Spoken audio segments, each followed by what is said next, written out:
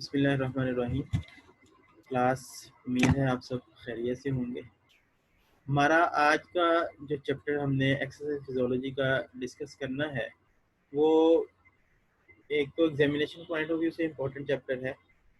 इसके अलावा इस चैप्टर की जो ख़ास बात है कि वो सारे लोग जो स्पोर्ट्स के अंदर अपने आप को लेके जाना चाहते हैं एज ए स्पोर्ट्स फिजियोथेरेपिस्ट, या वो लोग जो गेम करते हैं या एक्सरसाइज करते हैं और अपने आप को फिट रखना चाहते हैं, उनके लिए ये चैप्टर बहुत इम्पोर्टेंट है। एक्सरसाइज जब भी की जाती है तो लोगों को नहीं पता हमारी जितनी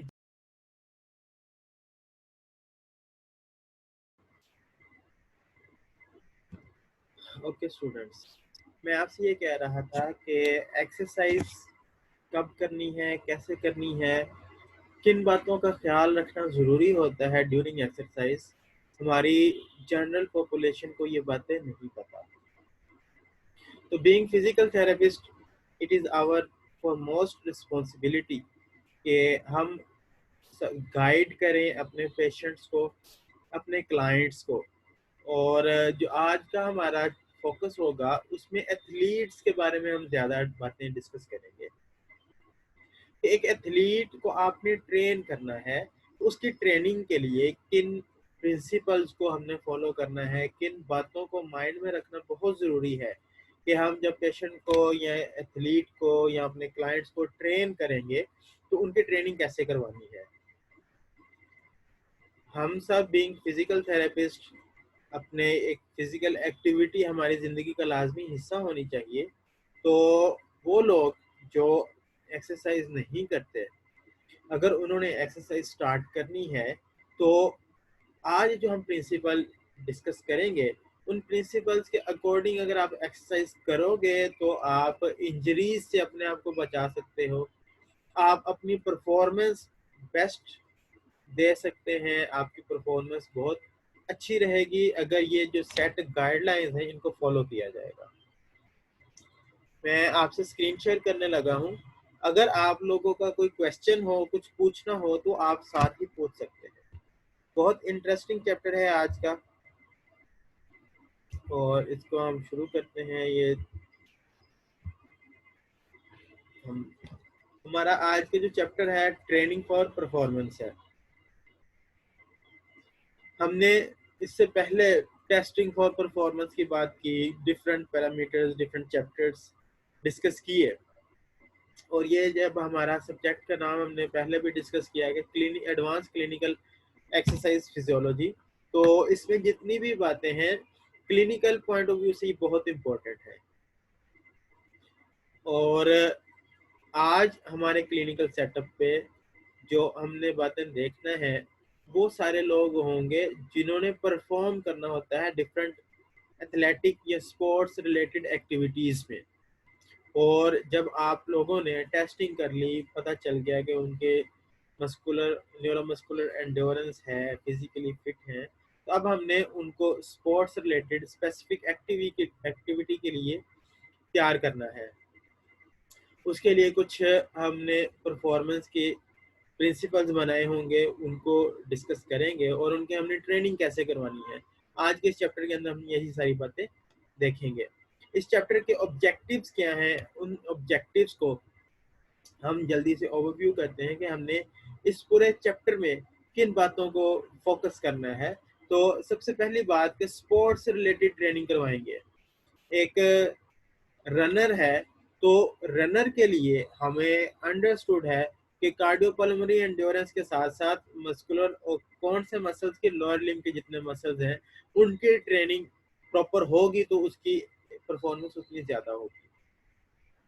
ऑन द अदर हैंड, अगर आपने एक टेबल टेनिस का प्लेयर है, या जो टेनिस खेलता है, लॉन्ग टेनिस खेलते हैं, या क्रिकेटर है, तो उनकी ट्रेनिंग कैसे करवानी है। तो ये सारी की सारी sports oriented, specific games oriented हमारी ट्रेनिंग होगी।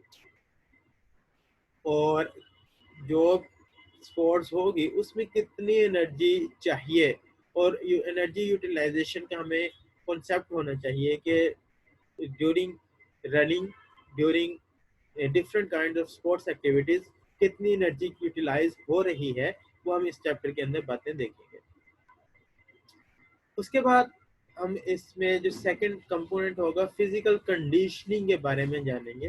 फिजिकल कंडीशनिंग क्या होती है, फिजिकल कंडीशनिंग कैसे करवाई जाएगी, और फिजिकल कंडीशनिंग से परफॉर्मेंस जो है वो किस तरह इनहेंस होती है।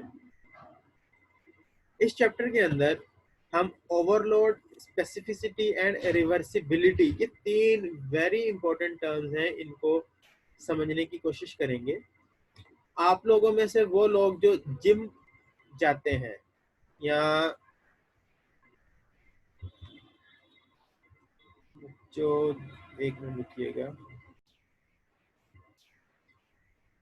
जी, तो बच्चों मैं आपसे कह रहा था, वो लोग जो जिम जाते हैं, तो जिम ट्रेनिंग के दौरान इन बातों को माइंड में जरूर रखा जाता है। फिजियोथेरेपिस्ट के पास जब क्लाइंट आएगा या जब भी कोई प्लेयर इंजरी के बाद आएगा, तो वो उसने एक्सर्शन की होगी विदाउट प्रॉपर एंड्योरेंस डेवलपमेंट, उसने ओवरलोड ट्रेनिंग करने की कोशिश की तो उसको इंजरी हो गई। तो हमें इन टर्म्स के बारे में समझना है कि ये टर्म्स क्या होती हैं, और हमने इसके अकॉर्डिंग जब ट्रेनिंग करेंगे तो परफॉर्मेंस कितनी इम्प्रूव होगी। इसके साथ साथ इंटरवल ट्रेनिंग और कंटिन्यूस ट्रेनिंग, इनमें क्या डिफरेंस है, और हमें इंटरवल ट्रेनिंग कब करते हैं और कंटिन्यूस ट्रेनिंग कब करनी चाहिए, इसके बारे में भी हम इस चैप्टर के अंदर समझने की कोशिश करेंगे।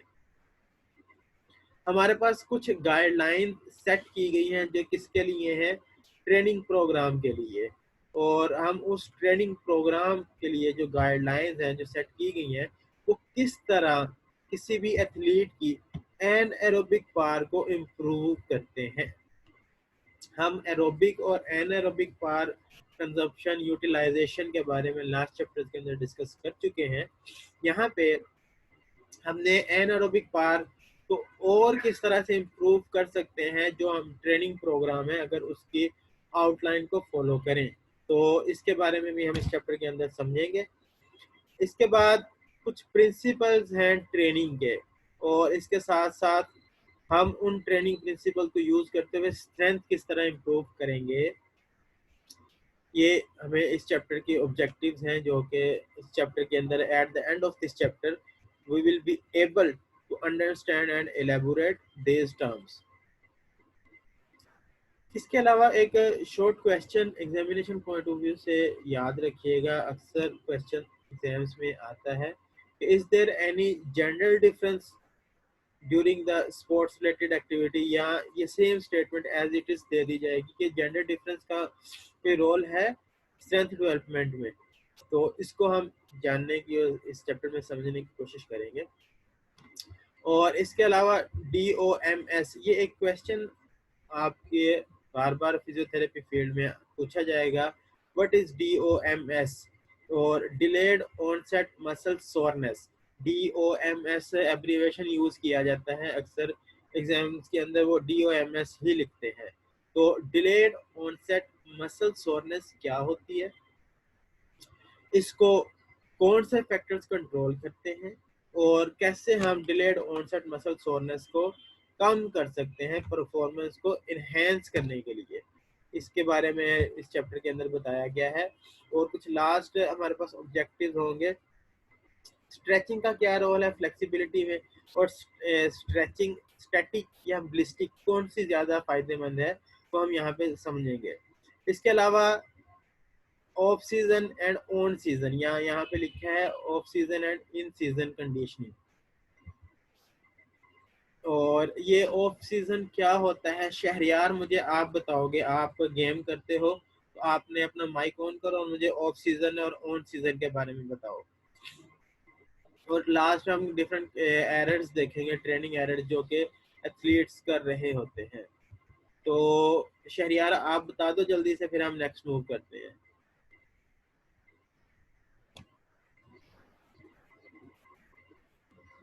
शहरियार आप अपनी माइक नहीं ऑन करना चाहते। बच्चों जितने भी स्पोर्ट्स रिलेटेड एक्टिविटीज होती हैं उनमें मोस्ट कॉमनली एक स्पेसिफिक टाइम पीरियड में, जब हमने मॉडरेट एनवायरनमेंट हो, उस वक्त गेम्स की जाती हैं। तो उस कंडीशन को, ये खदीजा आपने कुछ बात पूछनी है तो आप पूछ सकते हो, आपने हैंड रेज किया है।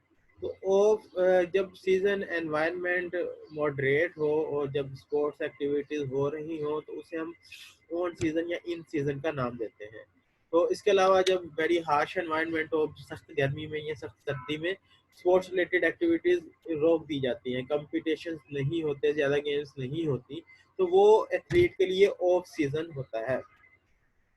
तो कुछ इंजरीज ड्यूरिंग द एक्टिविटी होती हैं, तो कुछ इंजरीज ऑफ सीजन शुरू होने से पहले होती हैं। यहाँ पे ये एक बात समझ लीजिए, बहुत इम्पोर्टेंट है। अक्सर हमारे पास एथलीट, चलो आप अगर कोई इंटरेस्टेड है इस फील्ड में और या कोई अपनी फिजियोथेरेपी में इंटरेस्टेड है, तो वो अभी अपना माइक ऑन करके मुझे रिस्पॉन्ड जरूर करिएगा। ज्यादा इंजरीज पेशेंट हमारे पास ऑफ सीजन में आएंगे या ऑन सीजन में आएंगे? एक सिंपल सा आपसे क्वेश्चन है कि एथलीट की इंजरीज ऑफ सीजन ज्यादा होंगी या ऑन सीजन ज्यादा होंगी?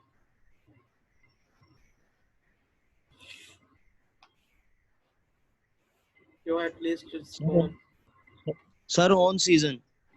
ऑन सीजन क्यों ज्यादा होंगी? सर वैसे मुझे इसके बारे में मैं अपने माइंड से ये कहता हूँ कि ऑन सीजन का मतलब ये है कि जब गेम्स वगैरह चलती होंगी तो इसमें कोई भी इंजरीज वगैरह हो सकती है, कोई ट्रॉमा हल्का फुल्का जो है वो लाइफ इसमें स्पोर्ट्स मैन के साथ हो सकता है। कोई हल्की सी जो है इन्फ्लेमेशन आ सकती है, कोई फटीग आ सकती है, जिसकी वजह से वो फिजियोथेरेपिस्ट के साथ कंसल्ट करेगा, यार ये मसला आ रहा है तो आप इसको जल्दी से इसको ठीक है, मैं कैसे इसको डील करूँ, लाइक दैट। ठीक है, चलिए बात को समझ लीजिए। जब ऑन सीजन एंड हो रहा होता है, जब एथलीट ने, अब चूंकि एथलीट्स के ना, अब देखिए कि उनके कॉन्ट्रैक्ट होते हैं, तो उन्होंने ऑफ सीजन और ऑन सीजन कितने टाइम के लिए ट्रेनिंग करनी है। कुछ तो परमानेंट प्लेयर्स होते हैं, उनको तो फिक्स सैलरीज मिलती हैं, लेकिन हमारे यहाँ जितने स्पोर्ट्स क्लब्स हैं, अगर वो एथलीट उनके साथ कोलैबोरेशन में है और एथलीट ये चाहता है कि वो नेक्स्ट सीजन के लिए भी गेम के अंदर इन रहे, तो वो ऑन सीजन के एंड पे, जब सीजन एंड हो रहा होता है, तो उसकी ट्राई ये होती है कि वो अपनी मैक्सिमम परफॉर्मेंस दे। तो इस मैक्सिमम परफॉर्मेंस देने के चक्कर में वो इंजरीज ज्यादा करवा लेते हैं। तो at the end of on season और at the start of off season हमारे पास सबसे ज्यादा एथलीट इंजरीज के साथ रिपोर्ट करते हैं। तो उसकी रीजन आपको पता चल गई कि eight the end of on season वो अपनी परफॉर्मेंस ज्यादा देने के चक्कर में इंजरीज करवा लेते हैं। तो फिजियोथेरेपिस्ट अगर जिन अच्छे क्लब्स ने हायर किए होते हैं, तो वहां पे फिर इस तरह की कंडीशंस को हम अवॉइड कर सकते हैं। हम अपने एथलीट की ट्रेनिंग करवाएंगे, उनको गाइड करेंगे कि किस वक्त आपने एक्सरसाइज करनी है और किस तरह आपकी परफॉर्मेंस इम्प्रूव हो सकती है, तो फिर इंजरी से बचा जा सकता है। तो इस बात को आप समझ लीजिएगा। हम आज जो कुछ ट्रेनिंग प्रिंसिपल्स की बात की थी कि ओवरलोड, स्पेसिफिसिटी एंड रिवर्सिबिलिटी, क्या डिफरेंस है इनमें और इन टर्म्स को समझना क्यों जरूरी है, आज हम इनके ऊपर बात करेंगे। तो यहाँ पे पहला है overload, increased capacity in response to training. Overload, आप जिम में अगर कोई जाता हो आप में से और उसके दौरान ड्यूरिंग ट्रेनिंग एक्टिविटी उसकी परफॉर्मेंस, एक मिनट रुकिएगा, मुझे बार बार एक कॉल आ रही है।